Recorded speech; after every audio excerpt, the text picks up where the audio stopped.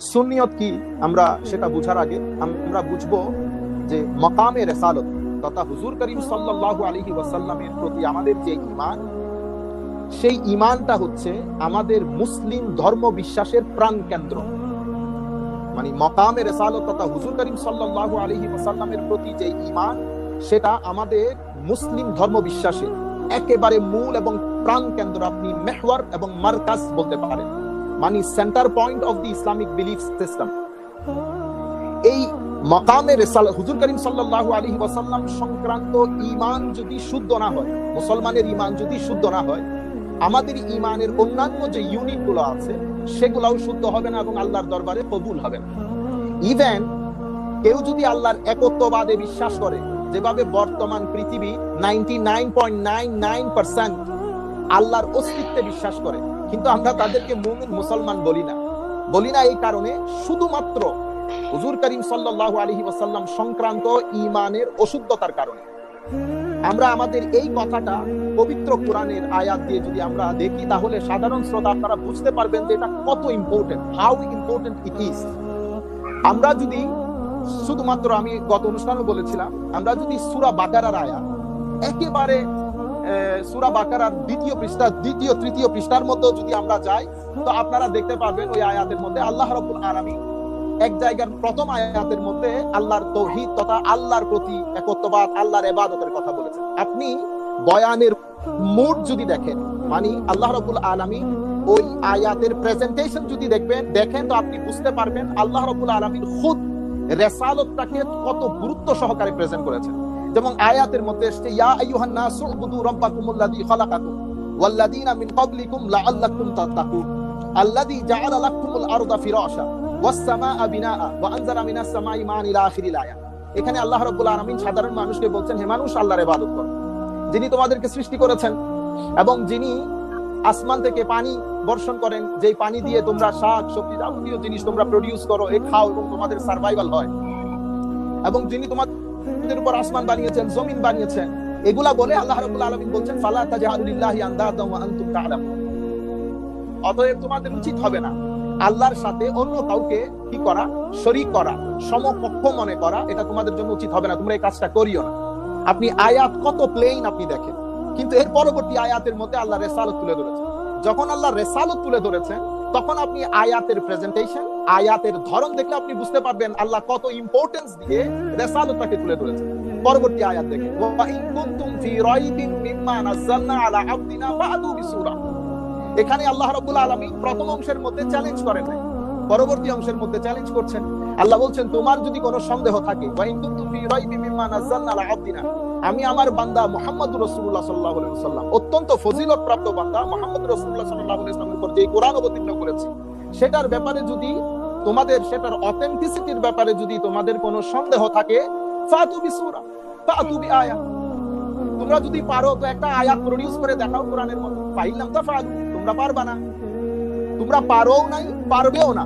এরপরে আপনি আয়াতের ধারাবাহিকভাবে আল্লাহ রাব্বুল আলামিন বলছেন, ফাত্তাকুন নার আল্লাতী ওয়াকুদুহান নাস ওয়াল হিজারা।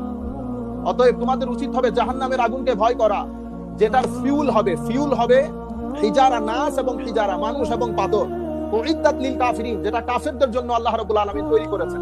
আপনি আয়াতের প্রেজেন্টেশন দেখেন, প্রথম আয়াতের কত প্লেইননেস, পরবর্তী আয়াতের মধ্যে চ্যালেঞ্জ সহ ইম্পর্টেন্স দিয়ে বলছেন একটা আয়াত।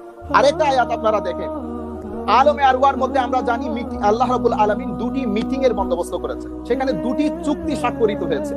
সেখানে কুল কায়নাতের যত ইনসানিয়ত কিয়ামত পর্যন্ত আসবেন, সবাই থেকে একটা অ্যাকনলেজমেন্ট নেওয়া হয়েছে আল্লাহর রুবুবিয়তের ব্যাপারে। এই আয়াতে, একটা আয়াতের মধ্যে, যেটা সূরা আরাফের 172 নম্বর আয়াত, আল্লাহ যে আপনার আমার রব, সেটার স্বীকারোক্তি আল্লাহ আলমে আরওয়া তথা রূহ জগতে নিয়েছেন। আপনি আয়াতের ধরন দেখেন, তখন আপনি বুঝতে পারবেন আমি কেন বললাম যে রিসালাত, মাকামে রিসালাত তথা হুজুর কাম সাল্লাল্লাহু আলাইহি ওয়াসাল্লামের উপর ঈমান এবং ওই ঈমানের শুদ্ধতা যতক্ষণ পর্যন্ত 100% না হবে, শুদ্ধ না হবে, বাকি যেই আমাদের অন্যান্য ইউনিটগুলা, সেগুলো আল্লাহর দরবারে গ্রহণযোগ্য, অ্যাকসেপ্টেড হবে না। আর এখানে আপনি দেখেন আয়াতের অবস্থা দেখেন, ওয়া ইজ আখাযা রাব্বুকা মিন বানি আদামা মিন যুহুরিহিম যুররিয়াতাহুম ওয়া আশহাদাহুম আলা আনফুসিহিম আলাস্তু বিরাব্বিকুম ক্বালু বালা শাহিদনা আন তাকুলু ইয়াউমাল কিয়ামা ইন্না কুন্না আন হাযা গাফিলিন। একেবারে প্লেইনলি আল্লাহ বলছেন যে স্মরণ করুন সেই সময়ের কথা যখন আল্লাহ রাব্বুল আলামিন বনি আদমের বংশধরদের থেকে আল্লাহর রুবুবিয়তের ব্যাপারে একটা কোভেনেন্ট নিয়েছেন, স্বীকারোক্তি নিয়েছেন। আলাস্তু বিরব্বিকুম, আমি কি তোমাদের রব নই? সবাই স্বীকার করেছে, একনলেজ করেছে, মেনে নিয়েছে যে হ্যাঁ আপনি আমাদের রব। আপনি আয়াত একেবারে প্লেন। কিন্তু আরো একটা মিটিং রিসালাতের জন্য হয়েছে, সেটা হুজুর করিম সাল্লাল্লাহু আলাইহি ওয়াসাল্লামের জন্য সাজানো হয়েছে। সেই মিটিং এর মধ্যে সমস্ত মানুষ ছিল না, শুধুমাত্র আম্বিয়ায়ে কেরাম ছিল। আমি প্রথম আয়াত আলাস্তু বিরব্বিকুম এই আয়াতও আপনাদের সামনে রেখেছি, এরপরে এই আয়াতও রাখছি। আপনারা সাধারণ শ্রোতা, আপনারাই বিচার করবেন যে আল্লাহ রাব্বুল আলামিন কত গুরুত্ব দিয়েছেন এই রিসালাতটাকে, রাসূল করিম সাল্লাল্লাহু আলাইহি ওয়াসাল্লামের নবুয়ত এবং রিসালাতকে। এখন আমি যে আয়াত পড়ছি সেটা আলী ইমরানের 81 নম্বর আয়াত। প্রথম যে আয়াত পড়েছি এটা আরাফের 172 নম্বর আয়াত। এই আয়াতের মধ্যে আল্লাহ বলছেন ওয়া ইজ আখাযাল্লাহু মিসাকান নাবিয়িনা লামা আতাইতুকুম মিন কিতাবিন ওয়া হিকমাতিন সুম্মা জাআকুম রাসূলুম মুসাদ্দিকুন লিমা মাআকুম লা তু'মিনুন্না বিহি ওয়া লা তানসুরুন্না ক্বালা আকরারতুম ওয়া আখাযতুম আলা যালিকুম ইসরি ক্বালু আকরারনা ক্বালা ফাশহাদু ওয়া আনা মাআকুম মিনাশ শাহিদিন। আয়াতের মধ্যে আল্লাহ রাব্বুল আলামিন বলছেন স্মরণ করুন সেই সময়ের কথা যখন আপনার আল্লাহ রাব্বুল আলামিন আলমে আরওয়াহ তথা রূহ জগতের মধ্যে সমস্ত নবীদের থেকে এই সাক্ষ্যের এই স্বীকারোক্তি নিয়েছেন, লামা আতাইতুকুম মিন কিতাবিন ওয়া হিকমাতিন সুম্মা জাআকুম রাসূলুম মুসাদ্দিকুম লিমা মাআকুম, তোমাদেরকে নবী রাসূল হিসেবে পাঠানো হবে সেই সময়ে যদি মুহাম্মদ রাসূলুল্লাহ সাল্লাল্লাহু আলাইহি ওয়াসাল্লাম চলে আসে, যিনি তোমাদের নবুয়ত এবং রিসালাতের সত্যায়ন করবেন। লা তু'মিনুন্না বিহি ওয়া লা তানসুরুন্না, তোমাদের উচিত হবে তাকে মেনে নেওয়া, তার উপর ঈমান আনয়ন করা এবং তার মিশন বাস্তবায়নে সহযোগিতা করা। ক্বালা আকরারতুম, তোমরা মেনে নিচ্ছ তো? ওয়া আখাযতুম আলা যালিকুম ইসরি, তোমরা আমার এই কথা মেনে নিচ্ছ? মেনে নাও। তাহলে তোমরা যদি মেনে নিয়ে থাকো তো তোমরা সাক্ষী হও, আমিও তোমাদের সাথে সাক্ষী। আপনি দেখেন আয়াতের মধ্যে আল্লাহ রাব্বুল আলামিন কত ভাবে আল্লাহ এটাকে অ্যাটাস্টেড এবং এন্ডোর্স এবং ইম্পর্টেন্স দিচ্ছেন। আপনি আলাস্তু বিরব্বিকুমের আয়াতও দেখলেন, আর এখানে হুজুর করিম সাল্লাল্লাহু আলাইহি ওয়াসাল্লাম সম্পর্কে যেই আল্লাহ কোভেনেন্ট তথা অ্যাকনলেজমেন্ট আম্বিয়ায়ে কেরাম থেকে নিচ্ছেন, আপনি শুধু 2 আয়াত পড়লে বুঝতে পারবেন কতটুকু ইম্পর্টেন্স আল্লাহ রাব্বুল আলামিন রাসূলকে দিয়েছেন। শুধু কি তাই, এরপরে আমি সূরা ইখলাস, আমি সংক্ষিপ্ত আকারে এই কারণে বলে যাচ্ছি যেহেতু আমরা এগুলা পূর্ববর্তী অনুষ্ঠানে বলেছিলাম। এরপরে পবিত্র কোরআনের সূরা ইখলাসের মধ্যে আসে।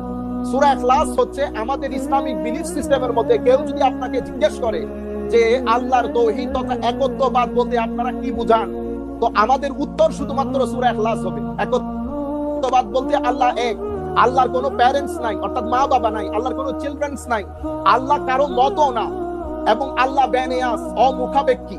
এই হচ্ছে আমাদের তাওহীদের ডেফিনিশন।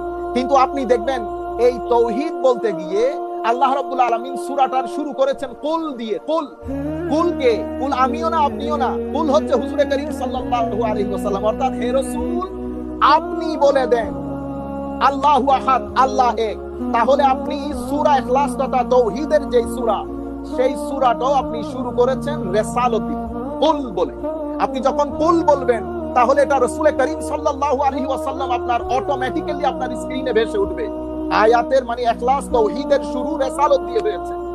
আমি যদি আপনাকে এই জিনিসটা আরো পরিষ্কার করে বোঝাতে চাই, এখানে ঢাকা বিশ্ববিদ্যালয়ের সম্মানিত প্রফেসর রয়েছেন, আপনারা যারা সঞ্চালক মহোদয় আছেন এবং আপনিও মুফতি, স্বাভাবিকভাবে আমরা বুঝার কথা যে আপনি যদি শয়তানকে দেখেন, শয়তান, আমরা শয়তানকে বলি না রাজিম, তো আপনি যদি একটু ব্যাকগ্রাউন্ডটা দেখেন, আমি রিসালাতের ইম্পর্টেন্সটা বুঝাচ্ছি শুধুমাত্র ইন্ট্রোডাকশন দিয়ে, যাতে আমরা পরবর্তীতে আসবো সুন্নিয়তের কথা যখন বলবো। কিন্তু আমি আগে একটা ইন্ট্রোডাকশন কিতাব করে আমি আমার সাধারণ শ্রোতাদেরকে বুঝাতে চাচ্ছি যে যেই জিনিসটাকে, যেই রাসূল পাকের মাকামকে আমরা কথায়, বার্তায়, ওয়াজে, তাকরীরে সাধারণ মানুষজনের মতো করে ফেলছি।